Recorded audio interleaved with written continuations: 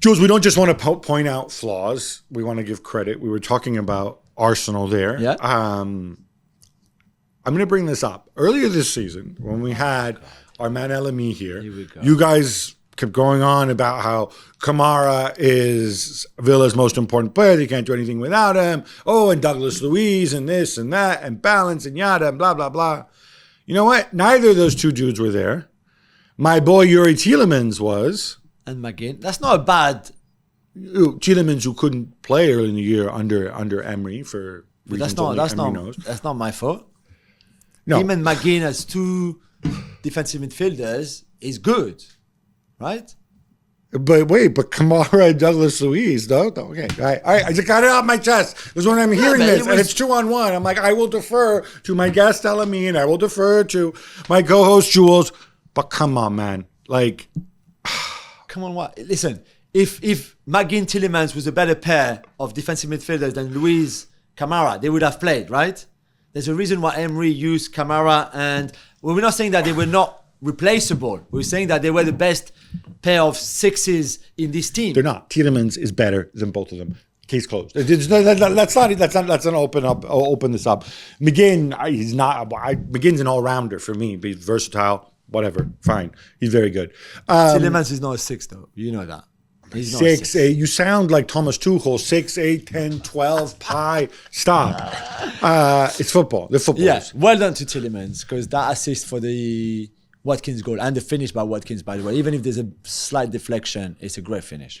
Do you think Arsenal, at the end, I mean, if we're going to talk about this, right, do you think it's... I don't like bringing up inexperience and mental strength and whatever, but inevitably we do in these situations because it's a young team.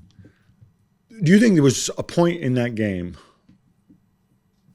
minute 75, where Arteta might have wanted to send a message? You know what? It's great if we win the game. Yeah, let's not lose. It's more important that we not lose this game because Liverpool lost earlier in the day. And, you know, maybe, and it really would be a major blow for us to lose this game, especially heading into the Bayern match. Yeah. I mean, I thought that, to be fair, I thought that as well. I don't know if a draw is a much better result. I mean, yeah, Liverpool have lost, but City won. And I think the draw would have felt like a defeat anyway. So you go for... What I was more surprised is the lack of control in that second half. I don't know what happened.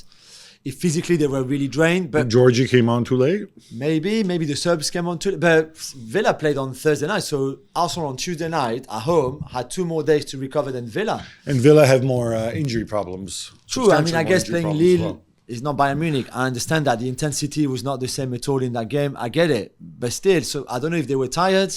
I don't know if they had that frustration. I don't know if emotionally they could not really control their emotions because of what happened last season and because they were in a kind of similar scenario. We're going to drop points. But we said we can't drop points. We saw City winning yesterday. Maybe it's a bit of all of that. And we've said, Gab, from many weeks now, a lot will be down to how you control your emotions when you're Liverpool, City and Arsenal. And who will be able to manage those emotions well. So when you're not playing well, when you're under pressure, when you miss chances, when you're on top but you can't make it count, all those feelings that players and managers have, how you deal with them. And it felt to me that Liverpool and Arsenal yesterday on Sunday just didn't manage those emotions well enough. Just to wrap on Arsenal before we get to Liverpool, is it basically a given at this stage, the way this team is constructed, that if Georgie doesn't start, Zinchenko has to be starting at left back? And Zinchenko got a really rough ride from Arsenal fans on social. Yeah. Equally though, I'm not sure why. The second half was not great, but nobody played well in that second half. But he's the change of the team, right? Yeah. No, I know. So the spotlight will be on him. Yeah. It's more set up for his passing. I think it's a little unfair because the reality is Georgie cannot start every game, nor do you want him, nor, as I said before, you can say Villa didn't play as much in transition as they might have done in other games, but equally, if you play Georgie, they sit further back and they play more in transition. And then you've got Jorginho trying to cover that ground against the speedsters. You're exclusively reveal you're wearing a Moussa Diaby shirt. No, an Abu Dhabi shirt. Oh, that's right. Yeah, 2010. Moussa Diaby was like 8, but whatever. But still, But it is symbolic. Yeah. I know he came off and didn't score, and people might say, "Oh, with all the money they paid for him, he never, maybe he didn't. He wasn't as good as people thought he would be this season." But I thought those runs kept them on edge to the point that then when they did make the change, they were there to exploit it. Yeah, that's a fair point. And I think when you can then bring on Leon Bailey, for example, who again bring that kind of energy and that kind of pace. And he took his goal well. There's mistakes made by pretty much the whole Arsenal defense on that first goal. It's the lack of control for a team that has been in control so much of the season, really, with the ball, without the ball, in their shape, in their defense attributes, everything. That second half was really disappointing. All right, where does this leave them now? What do you want to see from them against Bayern? How do you set this up? Do you start Zinchenko at left back again, or do you go Tomiyasu? Kivior wasn't there because he's not fully fit. Yeah, you would think so. Yeah. What do you do at left? Jorginho will start, and Zinchenko will be on the bench, I think. And then the best on earth at center forward and Jesus on the wing. I mean, on the wing, it could be. I don't think it'd be a bad idea to have Martinelli facing, Kimmich or whoever plays the right back for Bayern, maybe.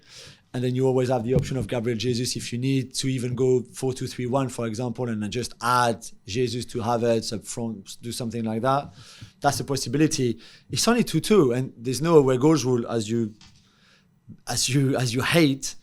So don't change anything. I don't hate that. You would rather have away goals, no? No. I've come around. I like this. Because I like it. Because this go there, it's 0-0. I know you're playing away and it's hard, but it's 0-0. And just go there. Don't change your plan tactically. Don't change anything. And I like Arteta's reaction, to be fair, after the defeat at Villa, when he said, "Okay, now it's where you show what you have. Now you." This is the moment now where you have to respond as players, as staff, manager, etc., and fans as well. So I like that a lot. They can go there and win. They can go there and beat Bayern. Of course they can. And as we saw Bayern this weekend, we're not great either again. So they have a chance, and I think they can bounce back. And then you go to Wolves on Saturday, and this is where you have to make it count in the league because City won't play this weekend. So you've got a chance. Even if you will have a game played more than City, This is how you put pressure on them then whenever the week after when they play the game in hand. That's where you have to make it count. So going back to Liverpool, obviously Klopp also has a rebuilding sort of mini mental rebuild job to go on. I want to go back because the Atalanta game, they were, obviously they did make changes. But it's not and like... they had chances as well. And 0-0, they hit the post and the bar. Well, if Elliot scores... So they hit the post. They hit the post. Seriously, let's not go back. Atalanta could have scored 6 easily. Yeah. I'm just saying, but they had chances as well. They had far fewer chances. If you go look at... That was a terrible performance. No. I saw it. Palace I saw it, was not a terrible performance. It was severely lacking in finishing, and it was poor defensively. What I thought was interesting, though, again, he made a triple substitution at halftime against Atalanta. Yeah. He made those 2 substitutions early, one at halftime and then immediately afterwards. Yeah. Which, by the way, that one was an injury or what? You think so? Otherwise, you change him at halftime. That seemed odd. It's really weird. He gives off the vibe of somebody who's not sure, which is not a good place for a manager. It's not something you see about Klopp. Not sure about what? Not sure about how to get out of here. Not sure how to get out of this situation that I'm in. I'm misreading him. No. But did you see his reaction after the goal? When he's and he goes, wow. Wow, how bad is this defensively from my team? And to the point that he almost doesn't recognize his team. Because otherwise you can scream and say, Virgil, what are you doing? Or, Bradley, what are you doing? But instead he's just there, shell-shocked. And you read on his lip, he goes, wow. What, as in what? This is my team defending like this? in a game like this, when I've asked for a reaction, when it's my last season, where we can win the title, where we've already lost the Europa League and we lost the FA Cup. Okay, we won the League Cup. And maybe you're right. Maybe it's him thinking, not knowing how to get out of this, maybe not knowing really what he should do, when, with who, but also him not recognizing the team. Because for him to react like that was just like, okay, wow, that's not. I've never seen him like that. Yeah, I didn't see that. I agree with you. I mean, that photographed the moment. And I'm wondering, too, if the club told us why he's leaving. Yeah. He's tired. Yeah, he's tired. He's exhausted. You know, he made that analogy with the sports car and the speed and whatever. But the reality is, once you make that admission, and once you're honest with yourself and with your employers, with the fans of your club, I have to believe Klopp knows what he's doing and he's something there. And so it follows that we're dealing with a weekend Klopp, if you will, in this situation.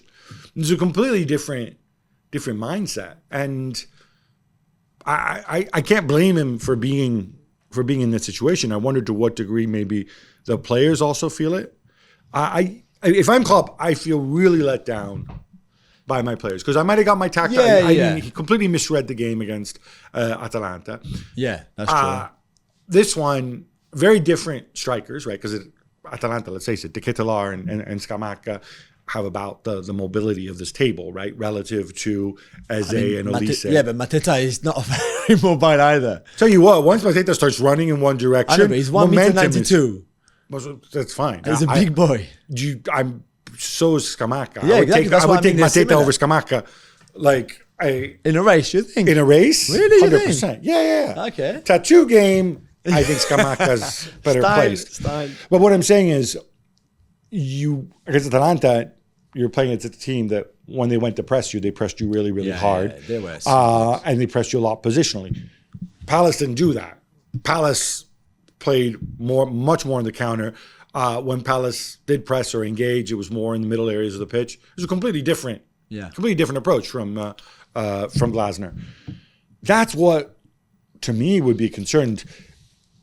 You've been let down by the finishing of your forwards. You expect a reaction. And what you said before about, I can't remember if you said this on air or off air, about leadership.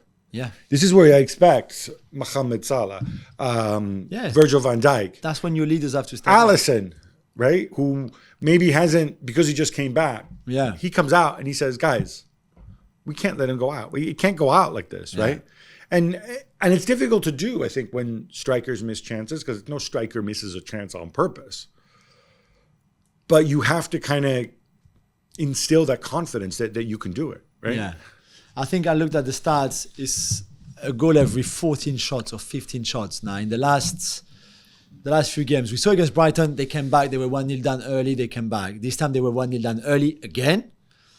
And they didn't come back. And on another day, Luis Diaz scores that acrobatic kind of volley that he had. That I think Henderson doesn't know anything about how he saved that. Curtis Jones scores. Jota scores. The Curtis Jones one is a big chance. It's a one-on-one with the keeper, right? Salah scores the one where there's the header and Mitchell somehow blocks it. But they didn't score. And I remember Klopp after the United game when they had so many chances, and he said, we rushed the finishing all the time in this game. I would have liked the boys to take an extra touch. I think we mentioned it on the show after. And yesterday, watching that Liverpool performance, again, it looked like at times they made the wrong decision. They could have managed those chances and the way they tried to finish them better than what they did. And I don't know if that's a confidence thing. I don't know if it's what you do at training. I'm not really sure, because they are far more capable of that. Darwin, Diaz, Jones, Jota, Salah. I mean, they are top players and finishers. When even Jota misses like that, yeah, something's wrong. It's interesting. I mean, again, you have the Anfield crowd, you have the urgency. You know that City won. It's inevitable to get that balance between intensity and wanting to be high energy, and then switching down to almost like Zen-like composure when you're finishing. Yeah. I don't think that's easy. Equally, I don't know that all these strikers are equally to blame. I have no problem. No. But for example, it's not to blame. No. I think there is an element to blame, because I don't think Mohamed Salah has played well. for a good stretch now. Yeah. Whereas somebody like Luis Diaz, I don't know what I can tell him, right? Darwin is frustrating because he misses chances, but then he's always done that, which is, And he gives you so much. And he gives you a lot of other things. Sure. Start worrying when Cody Gakpo is Cody Gakpo. Again, I don't think he's the right signing unless you just want an energy guy, right? Yeah. So I almost think you have to take a different approach with all these people. I don't think Diaz is somebody that you tell, be more composed. It's not the problem with Diaz. Yeah. The problem is people, he's done his part. So it's almost like you have to tailor this messaging. But I think for me, single biggest thing for Liverpool, and I think we both believe this, is this title race isn't over. No. They may not turn it around against Atalanta because turning around 3 goals is a really, really tall order. Yeah. But then you know what? One less distraction. Every league game is your cup final between now and the end of the season. You're only going to have, half a dozen left if you go out? 6, yeah. That's it. Go and make it count. Wait for City to trip up. They do trip up occasionally. They are not invulnerable. Do they? Can City trip up now? Where? At Brighton? Away at Spurs? Why that not? way? Away against... No, I'm sorry, but away against... I mean, I don't have the fixture list in front of me, but we see this every year. You're playing some relegation threatened team. They go out, they get physical. Somebody does something stupid, gets hurt, gets sent off. You get a couple calls against you. It happens all the time. True, but if there's one team that you put your house on that could go 6 wins in 6 games coming up, it's City, right? Yeah, they're the most likely. But again, now when you've gifted them that lead in the table, they're not gonna let it go. Surely, not again. No? Look, City were my favorites when they were third, so I'm not going to change that now that they're first, right?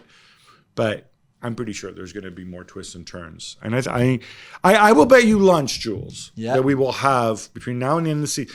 City may win the league on the last day of the season, but I will bet you lunch that we will have a new league leader between now and the end of the season.